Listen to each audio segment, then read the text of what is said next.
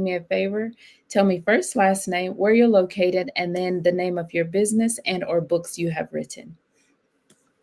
Endre Hoffman. I'm known as the Doctor of Self-Worth.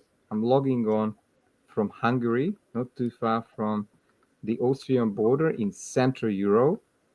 And the book I have written is Discover Your Authentic Self Faster Than You Ever Thought Possible. So, and there's a few other ones, self-help books, and they are available on my website for free.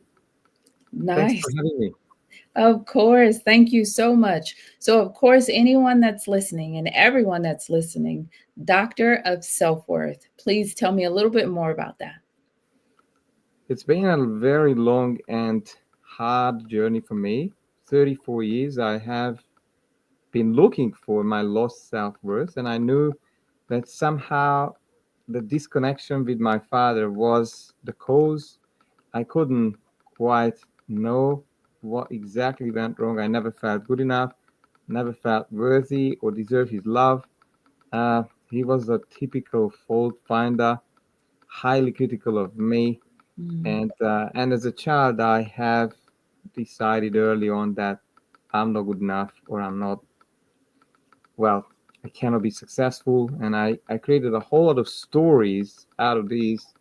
And I found myself hanging in the air, always having self doubts, measuring up other people, especially males, to try and compete and maybe to be seen, appreciated, and to become valuable because I didn't see myself valuable. And that's was probably the biggest struggle in most of my life. And that changed 7 years ago when, after spending $100,000 and traveling 70 countries where I was looking for answers and investing heavily for decades, I found a mindset coach who has helped me in Australia to find the better part of me, or the authentic version of me, who is playing life, enjoying uh, every day, having time for my family, and really be the father who I never had and the father I've always wanted to be, and run a business and have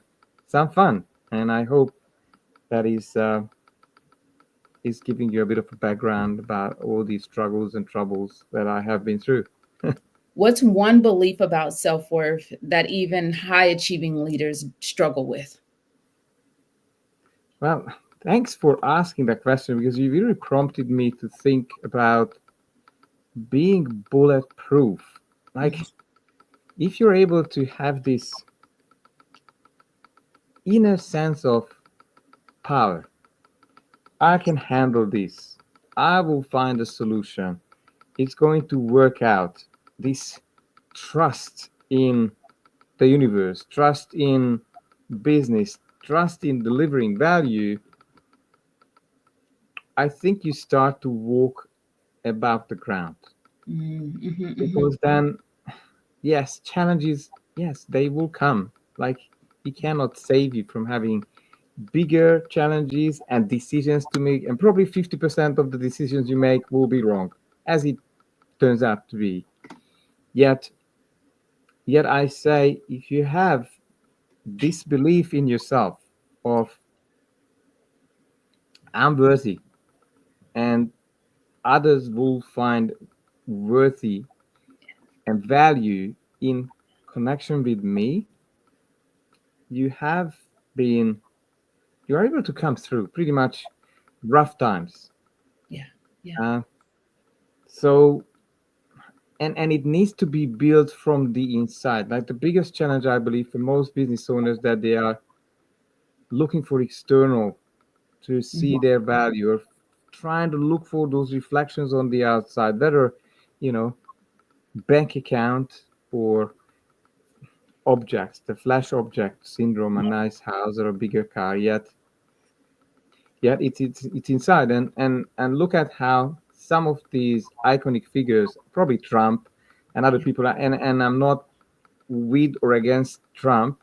All I'm saying that when these guys kind of lost everything, Yeah.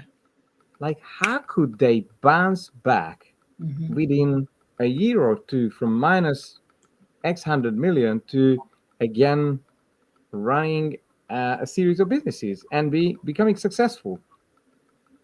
Yeah. Yeah. Obviously, there is something in their psychology when they do not process failure or have a very different filtering going on, Yeah. and they are able to again um, strike deals that are turning over their businesses. Do you think that it was imperative that you found that moment before you started, becoming pretty much into doctor of self-worth and trying to coach individuals into understanding what their self-worth is? Or do you believe that you could have done that while in the business? Does that make sense? Well, if I really look back, then I have failed two or three businesses because of my lack of self-worth and lack of confidence and this unworthiness that Mhm. was, I say, killing my results, but I didn't know. And I've been looking for answers to heal my issues for 20 years before. Yet, when the pressure builds up and it starts to crush you, then I think the real decision, which comes with 100% commitment, makes all the difference. Mhm. When, Mhm. like, the decision I made is I'll never give up. Yeah, I If love. I need to work this out and maybe I'm a hopeless case, then I'm ready to go through all my life struggling and then die trying. Yeah, yeah. That decision was missing for, let's say, Mhm. 20 years. And I didn't have, unfortunately, the pressure was not there to lose my children and my wife. And unfortunately, that's how it came to happen. Yeah. What would it be like to grow a business without losing your soul? What does that mean? I think the magic recipe, if you could call it that way, is to really ask yourself what would it be the best thing to do that comes from your heart, Mhm. and somehow put a business behind it. I could almost say, like, how would you like to live your life Mhm. if it was a 5-star, 6-star life? And please, like, drop the story of that I want to sit on a beach and drink cocktails, because, well, it might work for a week or two, but you wouldn't really have meaning behind it. So if you are serious about a vision, then you need to kind of play Lego. Okay, so how can I build that life Mhm. by Lego pieces? And for me, it was, well, I want to be free. Freedom is a big one for me. So no one tells me when, what, with whom I'm doing what I'm doing. Yet I wanted to change minds and change lives. And that's what I'm doing every day of the year. And today is Easter. It's supposed to be a national holiday. I'm working through a few time zones. I've Yeah. worked with someone in Dubai like 2 hours ago. My wife is not particularly keen, but Yes. it's my vision. Yeah. These are sort of my terms to life, and I manage that Yes. relationship with my wife. Yet I playing on my playground. Yeah. And what we need to do then is find your passion and have you play more and more Mhm. rather than struggle and work hard Yes. and do the hard miles. I'm not saying it doesn't take, let's say, practicing something to get really good, yet I don't think it's hard work long term is what you are looking for. Yeah. Yeah. And when you mention play, what do you mean by play? Play more. Again, you need to, and authenticity, I believe, and this is exactly how I have sort of built my method. 12 pages, the book Discover Your Authentic Self-Worth is almost inviting you to come back to that little girl or little boy Yeah. who had let's say, dreams about living life your way. I would call that success, especially if that is attached to contribution and Yes. growth.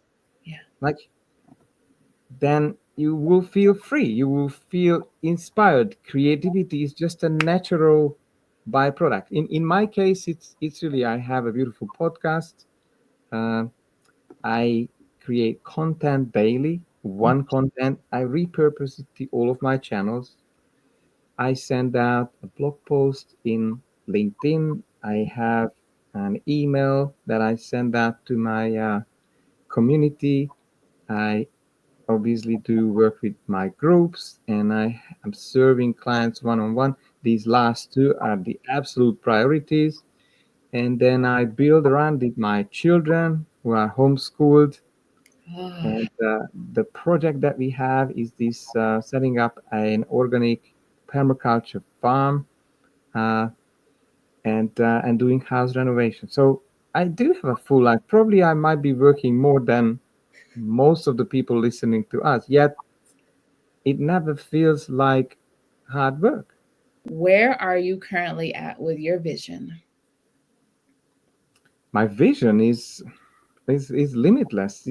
I really want to touch a million lives and a million orphans as well. I do have a nonprofit project that has not been particularly successful, and I still see myself with, and this is something that hasn't worked. So I love sharing what where I'm struggling or failing. I would love to hit stages in the US to spread the message of self worth, what it means, how easier your life could be, and probably going back to university, because Mm-hmm. that's a younger age bracket where people could realize that probably it's time to fix it now Yes. before that midlife crisis sets in. And it doesn't set in straight away.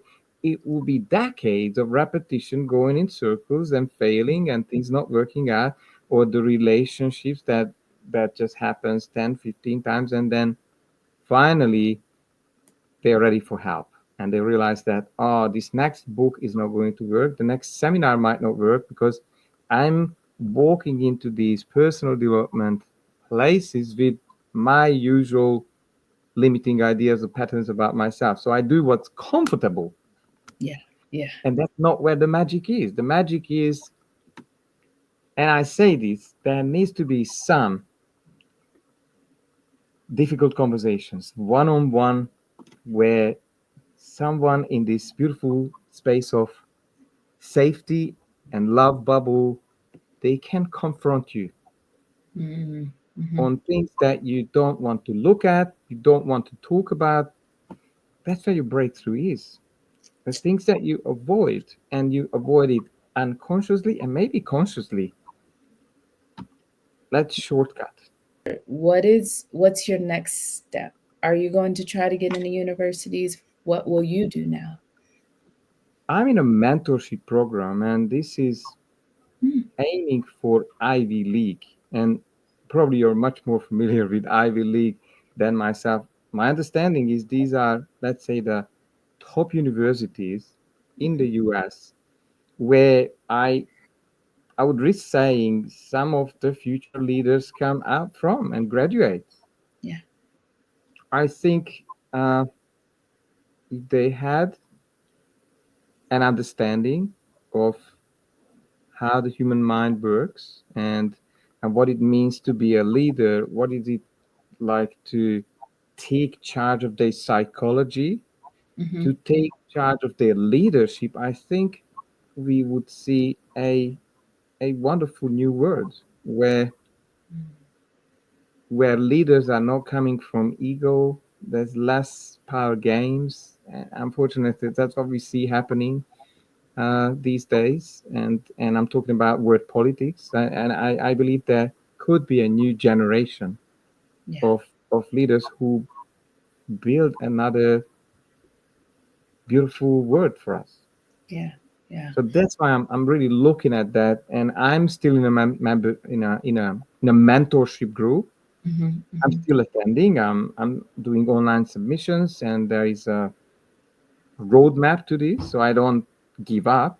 Yeah. Uh, it's just taking much longer and much slower than I would like to. Thank you for being here today. I'm really happy that you tuned in to Vision Pros Live. I'm looking forward to seeing your reactions as these episodes continue to move forward. This is going to get more and more fun. We'll have more engagement as well. We'll invite people to participate in the show. And thank you for giving us your time and attention. Have an excellent time building out your vision and becoming a Vision Pro yourself.